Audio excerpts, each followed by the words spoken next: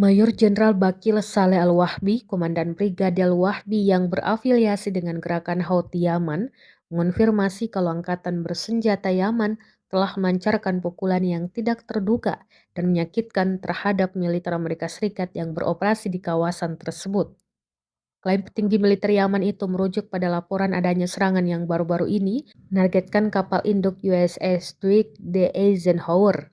Dalam sebuah pernyataan kepada kantor pers Yaman, Mayor Jenderal Al-Wahbi menjelaskan kalau Yaman sedang mengalami kemajuan pesat dalam manufaktur militer yang mematikan.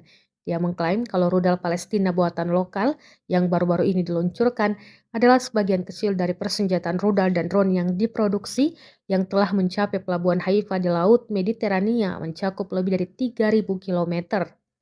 Al-Wahbi mengatakan ambisi pasukan Yaman adalah memproduksi rudal antar benua yang mampu menjangkau jauh ke wilayah Amerika Serikat.